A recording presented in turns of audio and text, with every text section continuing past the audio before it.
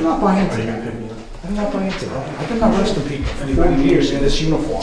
In a professional uniform. We got a great look. Thanks. Everyone sign in. All right.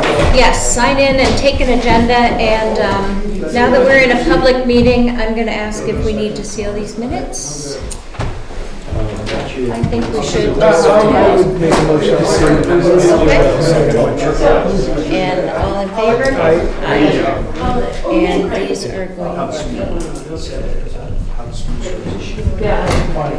And then roll call seal. And we had no motions. And yeah, okay. Yeah, right. Do you know each other? This is like my wife and I at a meeting. Well, I think I'm going first. Okay.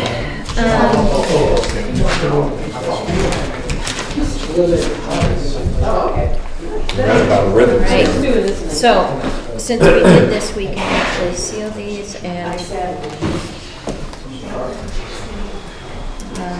I'm going to make a motion to seal the minutes, which I know we made a motion to on whether or not we were going to seal them. Now I'm going to make a motion to seal them. Second that. All in favor? Aye. And just on there. Thank you. One more for you. That's the book. Thank you. All right. Welcome, everyone. I am going to start the rest of the meeting with the Pledge of Allegiance, please. I pledge allegiance to the flag of the United States of America and to the republic for which it stands, one nation, under God, indivisible, with liberty and justice for all. Thank you. All right. So, we have first off a public hearing to accept some unanticipated funds. Emily, would you like to give us a little background on this? Sure. So the past year or so, we've been going through the process of working with FEMA in seeing what sort of reimbursement we could get for the damages that occurred during this December 18th storm in 2023. And I want to thank everybody who helped in that process. We now have received word for the different projects of a total of $58,001.57 being awarded. That is a 75% federal cost share. There is another outstanding $1,029.95 that we're just waiting on. That's for direct administrative costs related to all the work that was done. We are eligible for up to $3,866.77, but we don't anticipate using all those funds. We have one more meeting to close things out with FEMA. Mm-hmm. That's recovery transition meeting, and that is a date that's to be determined. We'll be working with them on that. The one thing that we are looking at, all the road work has been completed, so all the paving is done. There is some remaining work to be done at the falls. There's some planting that needs to be done, funding that came in to support that for bank stabilization. Mm-hmm. That remaining work, in talking with Ben Halcyon at the Conservation Commission, won't be able to be done till the spring now at this point, to make sure that that's all little plantings take, and hopefully it won't be washed away. So I can answer any other questions on that. Julie, before there are any questions, I just want to say thank you from the bottom of my heart and from every spreadsheet that you did. And, well, thank you for doing those spreadsheets. Because I still refuse to really become an Excel guru. No, seriously, Emily, the amount of time and the amount of meetings, the expertise that you gave to this project, and to think that it's been, 3 weeks under a year since this happened. Getting a little nervous. I know, I did too. I can't tell you how much I and the town appreciate you getting this money and the time that it took to secure these funds. Well, So, you're welcome. Here. It was definitely a group effort. Gary measuring every little bit of debris that washed down the roads. but you know, I think that just really goes to the way the town is run by the different departments, because it was so organized. When you needed information and you got the feedback from the different departments that you dealt with, wow, it was methodical, it was organized, and they could Yeah, figure everybody things out. was really So, on top of things. Kudos. So, Questions, Bob or Frank? No. Well, was wondering, the work that won't be done around the falls until the spring, that's out of that project line items 214. correct. Okay. Yep. It's category G, Parks and Recreation, project number 750214. Okay. And again, so specifically, as I understand it, it's this fern sod, I think is what it's refers, that's the last planting, and they found that very effective as stabilizing. It's native species and it works really well and takes really quickly, so I believe that's it. But we can certainly find out more detail in this. No, that's fine. I just... But yeah, it was great. All the paving was, able to be completed, so that's all Yeah. set. Julie, was there anything else that, in terms of funds or anything? I think that's. No, that's it. Yeah, and we received all of it now. So. Great. Oh, we have. We did, yeah. Excellent. So, Okay. funds that we received this year, but we're going to be using them next year, do those go into like a trust fund or something? No, it just goes into the FEMA grants, Okay, miscellaneous grants and revenues. okay. Oh, okay. And then the Yeah. expense will come out next Yeah, year? yeah. Okay.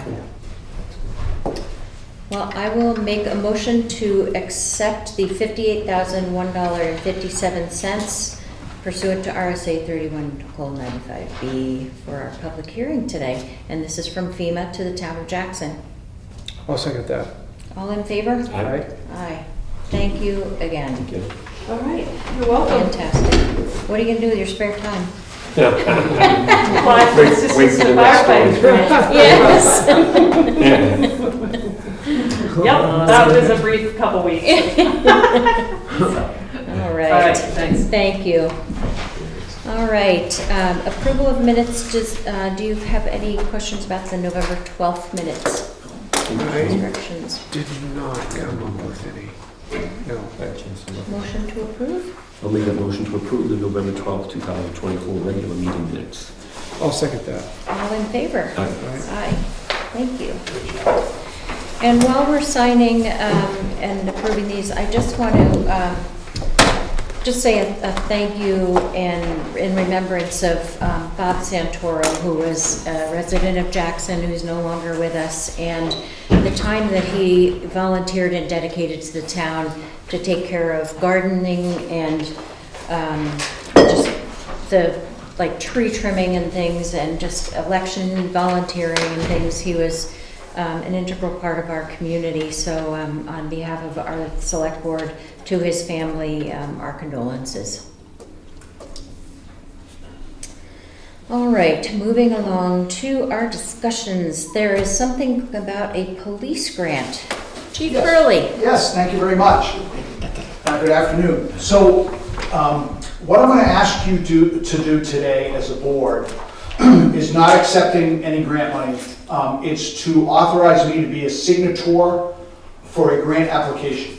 So Sergeant Mike and I have been working on a project collaboratively for about a year now, and this is what would be commonly referred to as the MDT grant, or Mobile Data Terminal Grant. The mobile data terminals would be the computers that we use on our guests that connect to the criminal justice portal at the Sheriff's Department. We would be able to do that from the cruiser. So this is, current age technology. It's the first time that the vehicles would have it. We feel that we're a good enough place both to utilize it as well as the vehicles that they're going to go in and the personnel that are going to use it. I've been in discussion with the state, and this initially started with our entrance into a program called J1. So what J1 is, J stands for justice, is the state is trying to develop one portal for all this information that goes to the state. That's why it's called J1, so one portal. We already have the J1 accident report portal that we use on our desktops. But this J1 program will allow us to do everything as well from the cruiser, and it directly goes electronically to the state. We can print out electronic summonses, so e-summonses. We can scan licenses for data, so we can conceivably clear stops quicker without tying up dispatch radio time. We can do a lot of material. Right now, like when we do house checks and directed patrols, we have to make a notation of it, go back to the station, and enter it in the computer. We can do that from the cruiser. Commonly used equipment, it'll be our first opportunity to get it. And it's a great opportunity because the grants that used to exist were 75-25. The grant that we applied for and we qualified for is 100%. So the bid for the equipment and installation is just a little north of $14,000, and the grant covers all of that. But before we can engage or send the last piece of the puzzle to the state, the board has to authorize me to be the contract signator, and I have to get a copy of the minutes of the meeting granting as such. That will go down to the state, the commissioners and the Department of Safety sign off on it, and then they'll let us know when we can start purchasing and installing the equipment. Once it's done, all the invoices get sent down. It's 100% covered. So are you saying that if we sign this, you will get the grant, or are you applying for the grant? No, we have qualified for the grant. Okay. We've been notified that we qualified for the grant. This is the steps to ensure that I'm an authorized person to ask for money. Okay. From the authority of the town. Gotcha. And that they have a record of that. And then, like I said, we send out the invoices once it's done, and it's 100% reimbursed. So, Great. You can't get better than that. Yep. And it was been a long process because the first time around we didn't. It's not that we didn't qualify. We weren't far enough up in the draw for the first round. The state's budget goes kind of like October to September. So the second round started in October. Our number came up, but patience is a virtue because it used to be 75-25. Yeah. Now it's 100%. So hurry for our team. Bob? So is that standard practice that the chief would be granted a signatory status for departments that have been involved with this grant? Yes, and what I think it is a safety feature to make sure that a chief isn't encumbering monies or receiving monies from the state that he hasn't been fully authorized to do so. So I think that's what it is, the check and balance. Obviously, Yeah. you're the representative board of the town, and I'm the department head. Anyone else? I'm happy to make a motion All right. that we Authorize. authorize Chief Curley to be the signator for the contract signator for the grant to purchase the mobile data terminals with the J1 program. I will second that. All in favor? Aye. Aye. Thank you, Chief. Thank you, Thank you. and I believe that There's the chair has the form. Yep, right? 'Cause it Yes. goes I through. do. And as soon as I get that in the minutes, I'll fire it off. And I want to just go on record and say, full credit goes to Sergeant Moser. He did an awful lot of work. As with any grant, there's a lot of detailed information you got to do, and a lot of his pencil and his eraser got a good workout. But he did a great job, and we're really racing into the 21st century. That's what I was just going to say. Welcome to the 21st century. And I couldn't be prouder of his efforts, and thank you for the support. Fantastic. Thank Thanks. you, Chief. Thanks to your team. Great. Let's see. We have town moderator and electioneering. I'm going to push that one back in case Jerry pops in later, or we can put it on the next agenda. So we'll skip over that and go to trustees of the trust funds. There. So we have a request to authorize the transfer of $55,000 to be deposited into the expendable trust fund and capital reserve fund per warrant article warrant articles as followed. Transfer Station ETF 0028 by, thanks team, 0028 Article 5 for $5,000, and the Bartlett Jackson Ambulance Capital Reserve Fund 0070 Article 4 for $50,000. Do I hear a motion? So moved. I will second. All in favor? Aye. Aye. I think we're about 18 months away from getting a new ambulance. Hurry up and wait. Smart about it. No. Oh, yes, I agree. No. Thank you. Signature, please. Quite the dapper looking police force we got. Right? Now that they've all got uniforms. Getting younger too. I Fire department goes on contract. And we're gonna get a uniform. And then we have a authorized, a request to authorize the amount of $712 to be redeposited into the Maloon Groundwater Maintenance Expendable Trust Fund. It was requested twice in error, so we paid it twice, and now we're putting $712 back into the Maloon Road Groundwater Maintenance Expendable Trust Fund 0071. Let's make that easy. So moved. Okay, I like that. I'll second. All in favor? Aye. Aye. Thank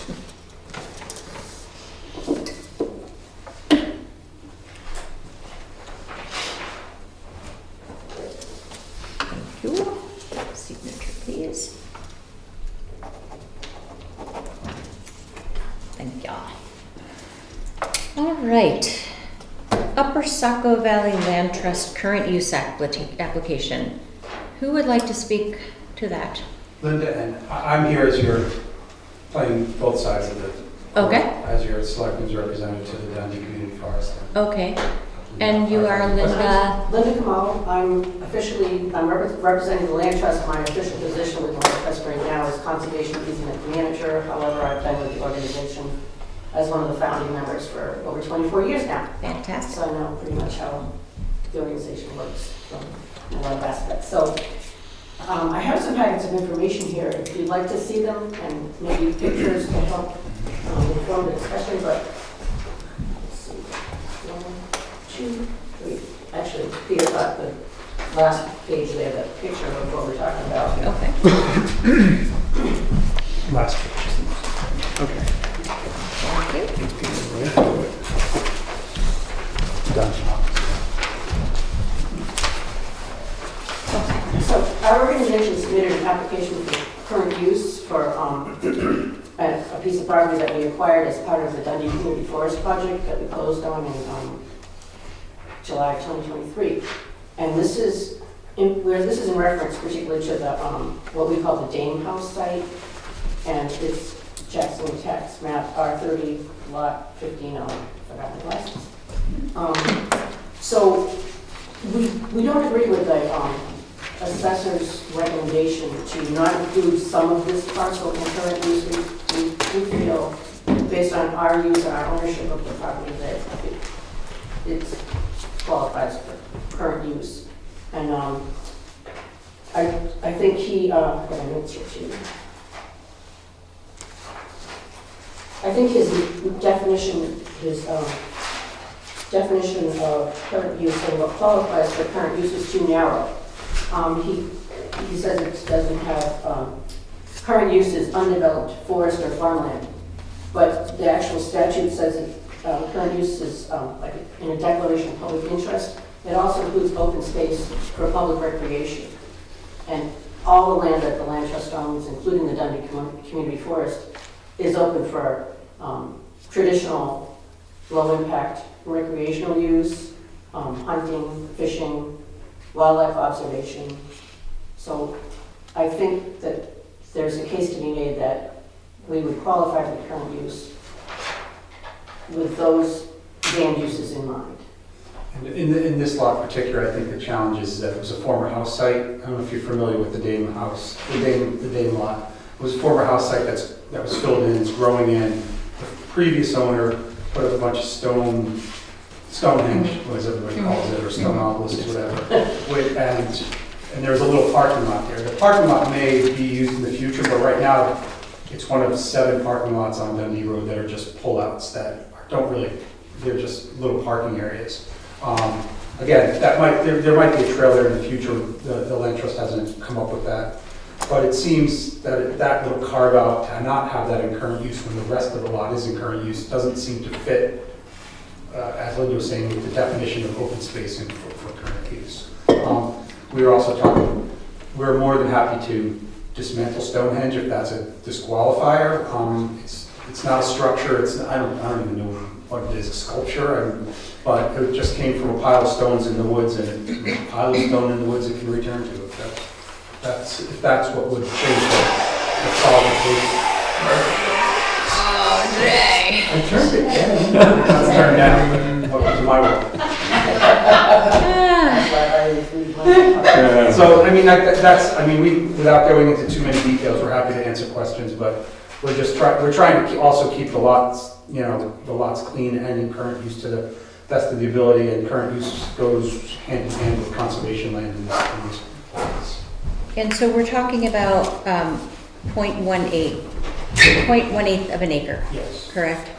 And I believe that includes from Jason Call's description here, the gravel parking area, the semi-groomed lawn, and a bunch of stone statues.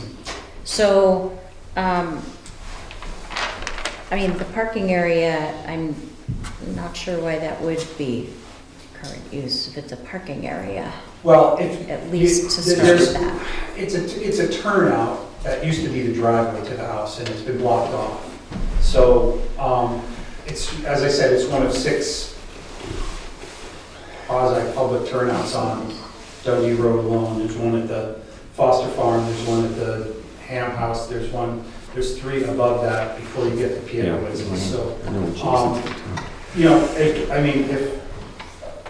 if the selectmen wanted to, we could probably boulder that and not make it a parking area. But there are public or quasi-public parking areas and turnouts all over town that are all in current use.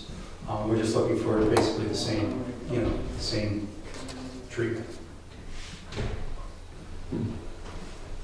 And the semi-lawn is really just, I think we mow it once a year it's now reverted to field, so it's not like it's a pretty tough lawn if that's your determination of lawn. It's basically thrown back into field. Yeah, and it is our intention to continue to maintain that, because grasslands like that are one of there's 19 unique habitat types in New Hampshire. Mhm. Grasslands like that are one of them, and they support any number of species, so we'll keep running that. The biggest challenge that we're having there is actually with invasive species from the old farm. Bittersweet and Black swallow. black swallowwort. I hate those. Just kidding. Questions? Thoughts? Well, I'm sure that Jason's probably hanging his hat on the Yeah, disturbed land. That's one of the things that you can't Right. put in current use, anything that's disturbed, and then you have to have at least 10 acres.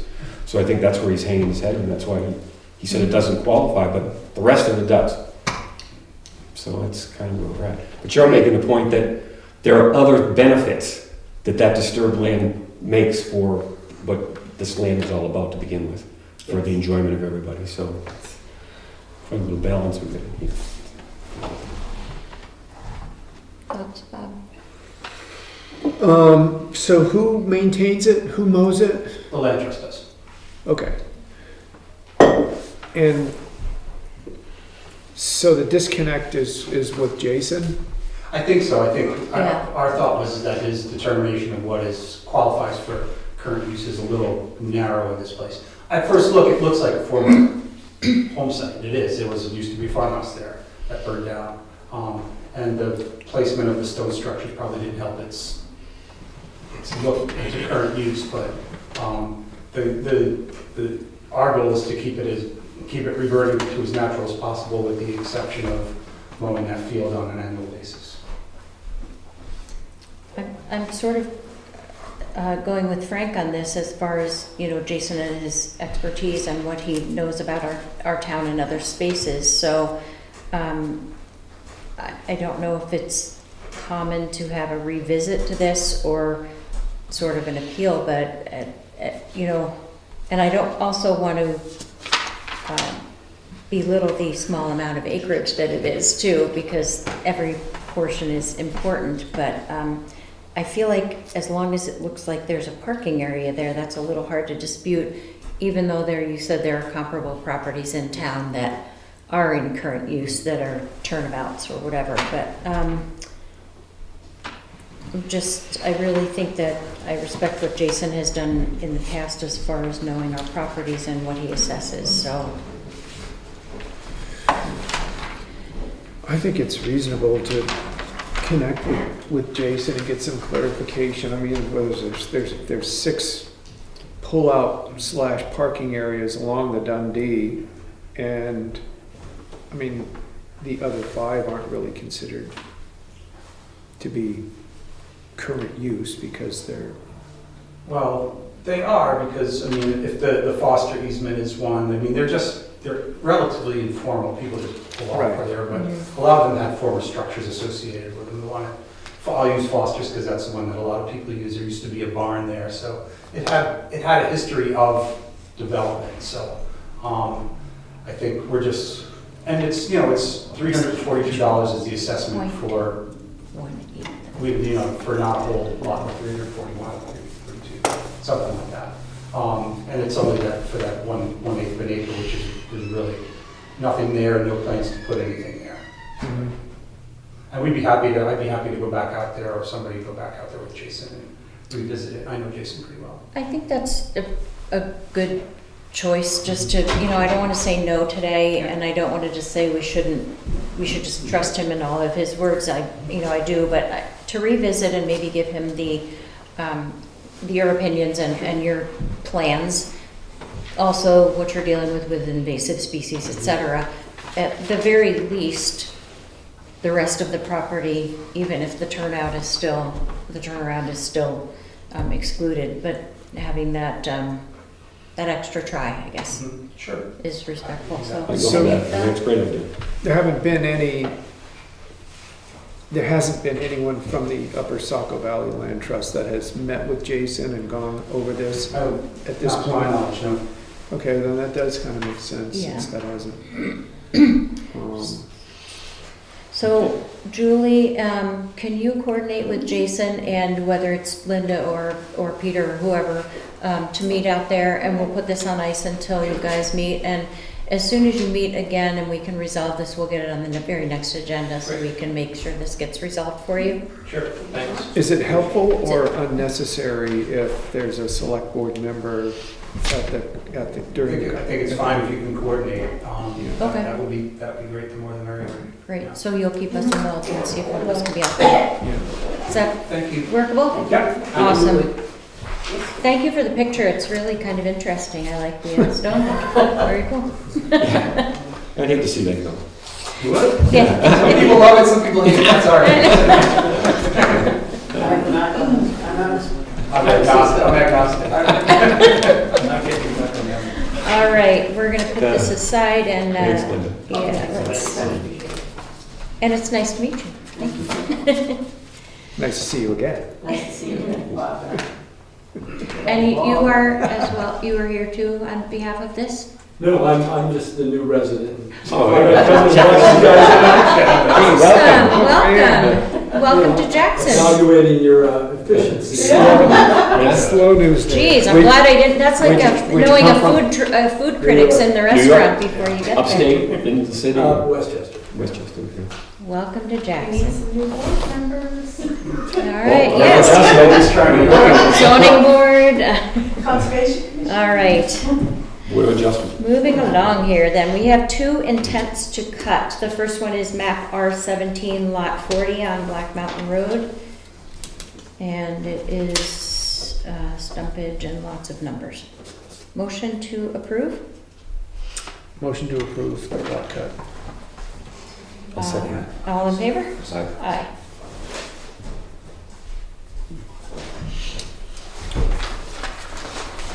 There you go. And the second one is map R17, lot 43, also on Black Mountain Road. Motion to approve the second cut, R17, lot 43. I will second that. All in favor? Aye. Aye. Thank you very much. That was easy. Can I ask you a question about one of those? Sure. Absolutely. Just that lot 43, is that a renewal? Do you know? For the intent to cut? Lot 43? It does not say. I was just wondering, because it's, I was up there like a month ago, 2 months ago maybe, and on the tree going through there, it's actually, it's posted that he already has a permit for that, so maybe it was something he did in the past, and we just, Yeah. you know anything about that, Peter, at all? They don't, but people leave their timber tags up for a long time. Yeah, I they gotta check the they date. could've- yeah, well, I thought it was like, only like 2 years ago. A lot of property up there. I know who owns it, so. Yeah. I'm sure you get all the rest of it. Yeah. Okay. You pulling 100 cords. 200 here. 100 here. All right. One more from you. The next agenda item is a request for a liquor license from Alex LaHood he's the director of the base area operations of Black Mountain Ski Area, and they're requesting a liquor license for liquor, wine, and beer at the base lodge, the back deck, as well as the Alpine cabin at the midpoint of the mountain and the deck of the Alpine cabin. Any questions, discussion? Sounds like a good time. Alpine cabin it would be new this year for them, I believe so, Correct. yeah, that's the new. and everything else is the same as last year? Yeah, Okay. That was my question. okay. So the cabin is the Lost Boat cabin. I think that's what they Yeah. mean by the name of it. Yeah. Cabin. All right. I'll make a motion to approve the liquor license. I'll second that. All in favor? All right, Aye. Looking forward to it being food. All right. All you need is snow. It's coming. It's coming sometime. Awesome. Any update on the fire station? well, we met this week, with, building contractor John Ritchie, town engineer Burr, who's here today, and Mike Couture, the architect, Jay, Tim Scott, Anthony Giovanni, and myself, and got the first look at the spreadsheet cost breakdown, and we spent about, 90 minutes, 2 hours tops, going through line by line to take a look at what was there and to understand if so, what would be items that we could reduce in cost and not impact the quality or longevity of the station. And we came away, and he's taking our input from that meeting and going to give us an updated final spreadsheet that will probably be our guidance document for the warrant article, for the bond warrant. Great. So we're getting there. Getting closer. Yeah, Good. I'm not gonna ask you what the number was because it's not I don't want it till it's final. I heard. well, it's somewhere, it's going to be somewhere between 4.9 and 5.1 million dollars, but that's not really a number that tells the whole story. No. Right now, we're looking at having $32,000 left from the design and engineer study warrant article. And if we use $13,000 of that to have more test pits dug and a closer look at the site out back where all the Gray's Inn detritus has been buried. There's concrete down there from either a basketball court or shuffleboard. There's and ash and partially burned wood.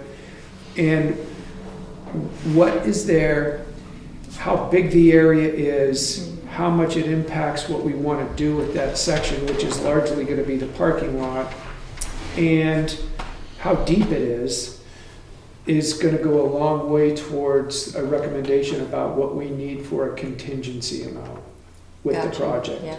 So if we can get that work done by the end of December, it would fall under the the use of the design and engineer study resources for.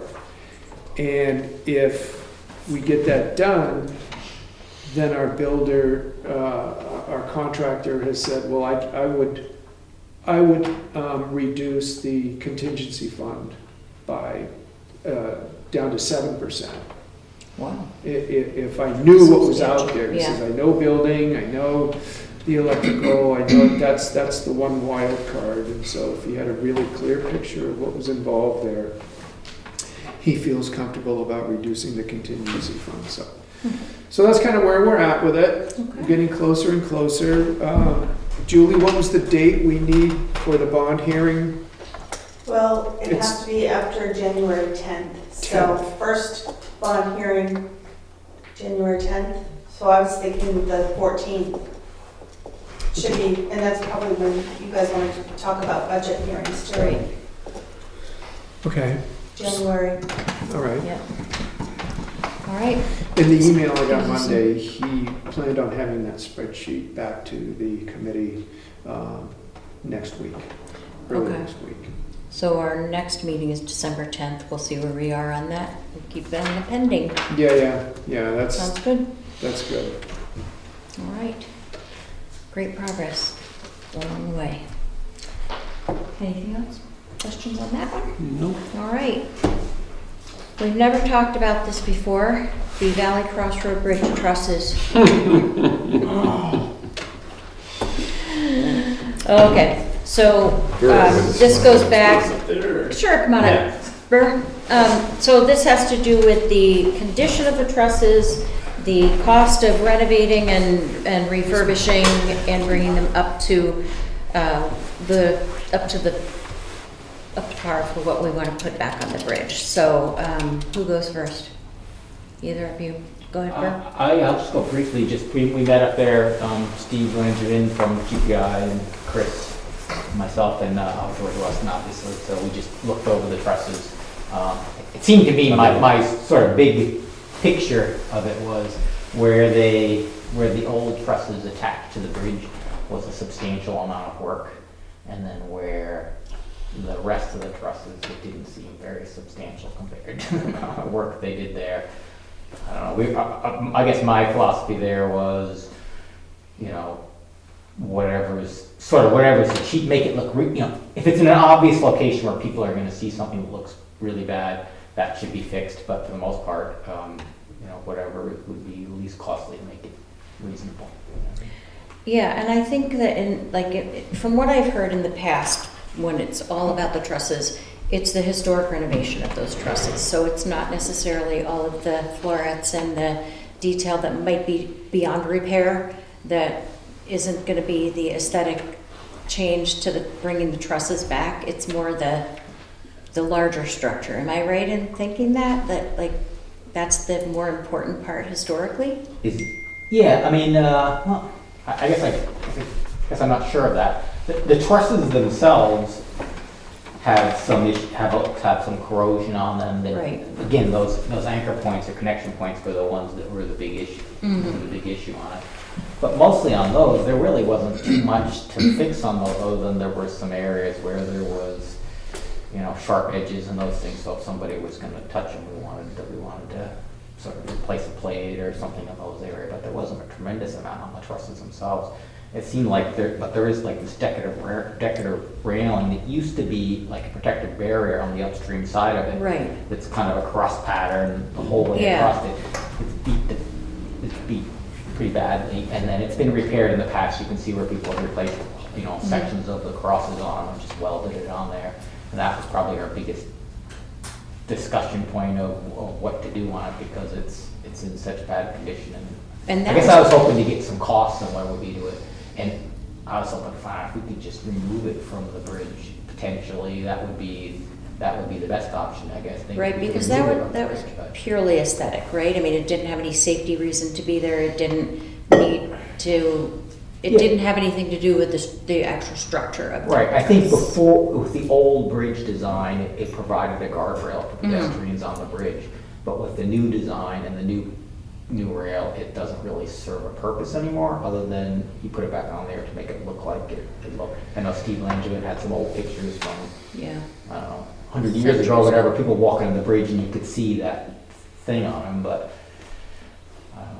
it's not where people are gonna be walking. If DES, or sorry, DOT, cultural resource people would let us remove it, that would probably be the least costly way to go on it. Right. But otherwise, we just have to make it, it looks like, there's sections of it that are pretty badly warped this Yeah. way, and so if you're on the bridge, it looks noticeable. Yeah. We've got a brand new bridge, and we've got something that looks like it came out of a demolition derby there for a little section of Yeah. it.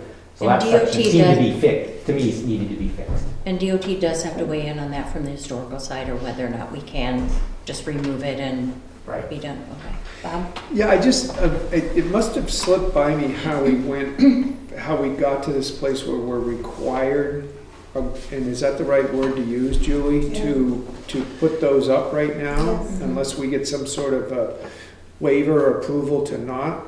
I thought DOT was making us Yeah. put those back on. And Well, so, we went- because last I remembered, those were going to Historical Society. They had.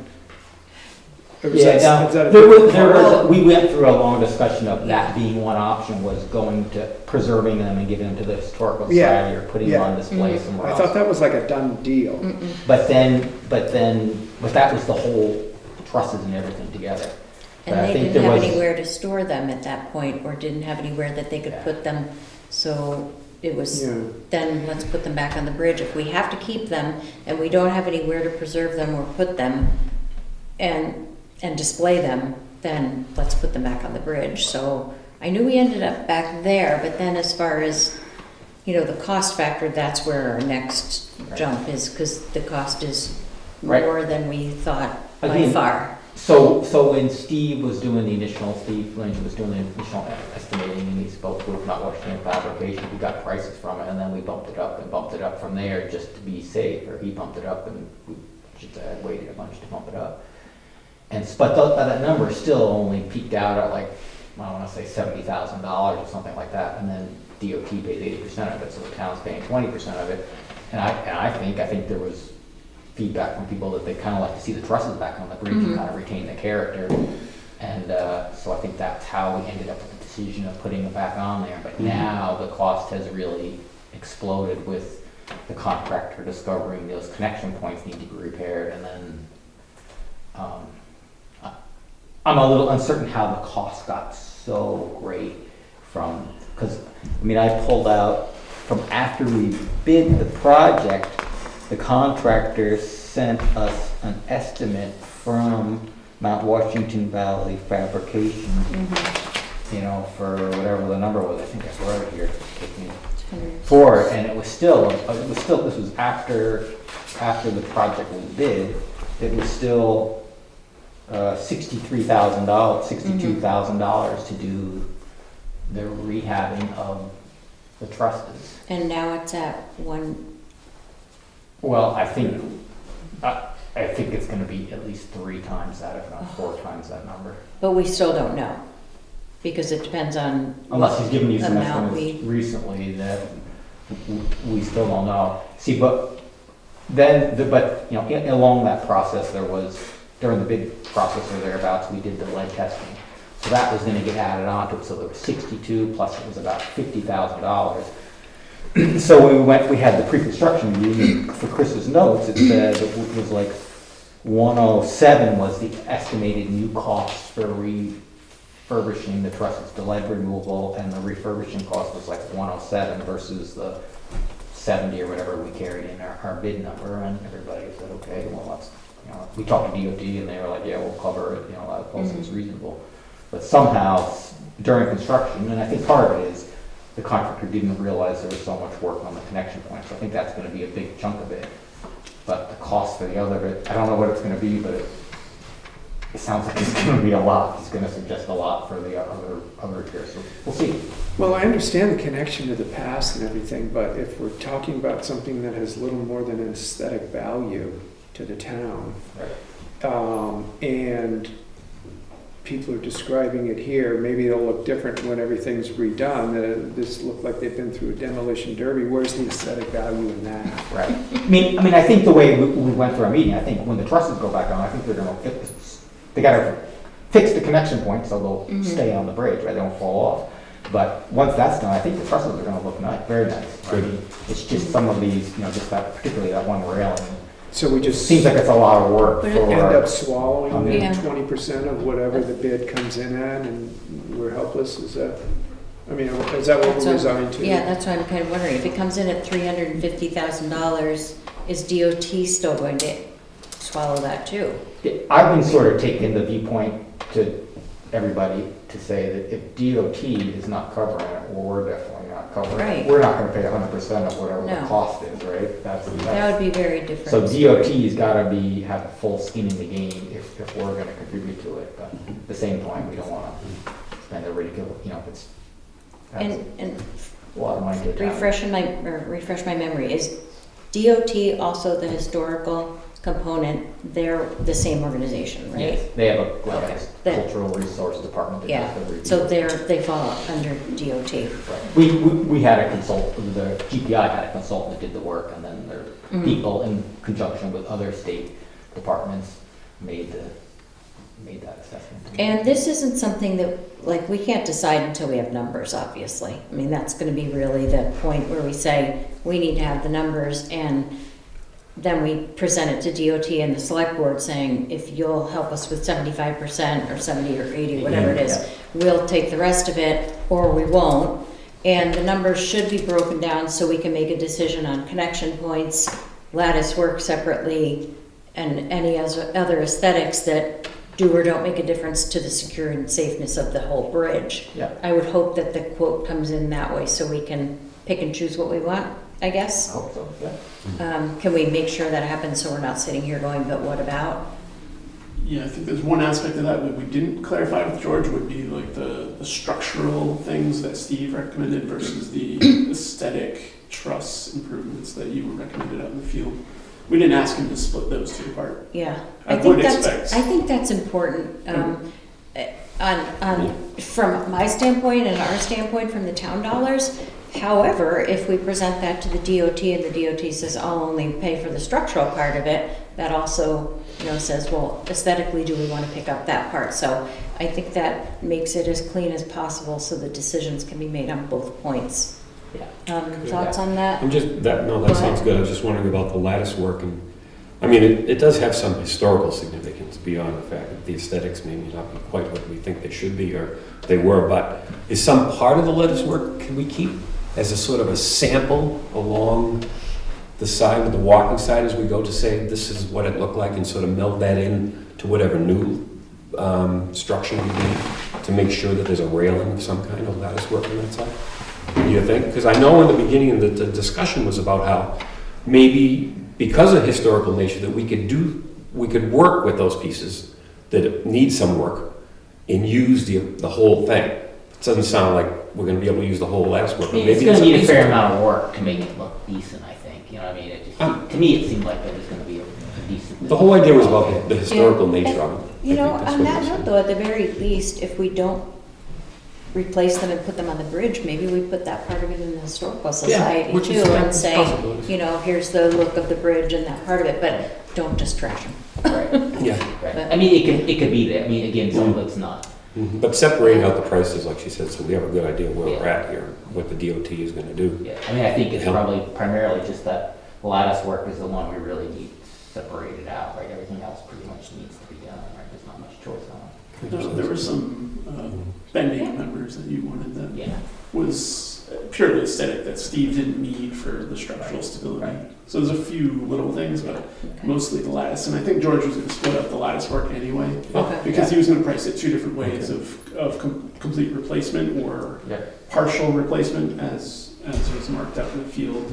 Because, yeah, I mean, even as was discussed to restore, it's not going to look new by any Mhm. stretch of the imagination. Okay. I think Bert's hope was that it didn't look wonky Right. and all over the place. Yeah. So I think there was like a happy medium struck Mhm. where, Steve Langerman was there to make sure it was structurally going to stay. Right.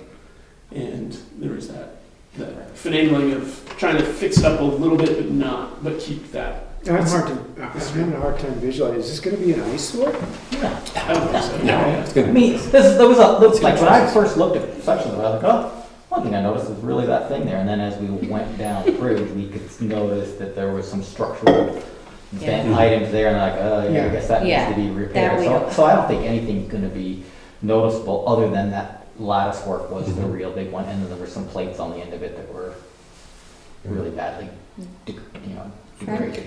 where is the truss now? Where are they? They're And where, Concord, Vermont. okay, and where are they in, as far as repairing that? They're done, ready to be moved here? They still have to do those Yeah, pieces I that mean- fit in? They've basically taken a timeout on them. So they transported them to their shop. I see. The paint was stripped and they were primed. That way, no additional rusting happens. Primed. That was it. And then And they put a green coating on most of the some of it. trusses, yeah, I mean, the green paint on one coat on it too, so like. So just waiting for approval to do anything else at this point. But I think since that meeting, we're waiting to hear back from him on the cost. Correct. Okay. He committed to that for next week. In discussion with him today. All right. And the bridge otherwise? Yeah, I had some of those other, how's everything been resolved with I guess my order? my big Yeah. concern on the construction still is the, And I think, the stone, the brick. Yeah. yeah, and I think we're gonna Granite. bridge. talk about that in a non-public after the meeting tonight, if that's okay. It looks really nice when I'm driving by. It Yep. just looks like you can see through it now and stuff, so I'm Must sure be it's almost ready close. to be open, right? Yeah, so I was just gonna comment, so it's paved, yep. Bridge rail is intended to be installed Monday and Tuesday, weather pending. So that could mean the bridge is open on Wednesday. Not for pedestrian traffic, however, because the ornate pedestrian rail is gonna come later in Just supposedly January. but- Yeah, And only one way, there's just one road. one road, one lane on the bridge. Correct, because they still have to work on the pilasters, so it might be shifting side to side. Got it. Yeah. And then when are they installing the sound effects so it still makes that sound when you drive? Thunder Bridge? Thunder used to Bridge, call it. that's right. Yeah. That's right. Yeah, that's what Dick Okay. Rebellion used to call it. Yep. But- All right, any other questions on the trusses then? You guys will, again, we're, sort of on, we have December 10th is our next meeting, but if you guys get something ahead of time and it's something that you need us to meet on, just let us know and we can schedule a select board meeting in the meantime if we have to. I just want to make sure things don't get stalled because of holiday times and things, so. We only have one meeting scheduled in December also, so knowing that we're kind of on call if you guys need us, okay? Can we have, is this gonna be a ribbon cutting when the bridge is finally, when we get I that don't first know. car going over? And you Maybe can in use the the- chairman, drive Yeah. across that thing, right, and take a They picture? probably do it, I would think, in the springtime. Yes. right? Once Springtime, it's- maybe, once yeah. it's the pedestrian rails open and it's. Yeah, Trusses. yeah. What's It's gonna that? be cool. The trusses will be on The there. trusses, we have to wait till. We'll trust you on the trusses. Let's see. We were thinking we're gonna have town meeting on bridge. Okay, thanks for all those comments and keep us posted, obviously. Short-term rentals, we are okay with 12 Middle Mountain Trail. They have fixed everything that they needed to fix, so they do not have any violation. So that's a good thing. Take that off the pending list. Was that the one with the electric? No, that was the bedroom advertisement, That's bedroom. right? Oh, okay. Oh, Occupancy, yes. got it. Don't mention any names.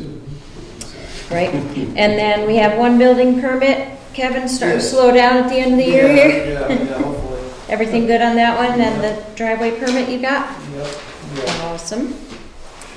Awesome. All right. Any other comments, Bob, okay? No, I have none. Any public comment? Welcome again. Glad to have you here. All right, our next meeting is December 10th, and as we've talked about, we may have a meeting thrown in there somewhere before the end of the year, and then we will have Julie, why don't we try to set our January budget hearing dates so we can announce those at the December 10th meeting? Sound like a plan? And then we will also have some proposed budget hearing and bond hearing dates for the fire station, et cetera. So hopefully we'll have those at our December 10th meeting.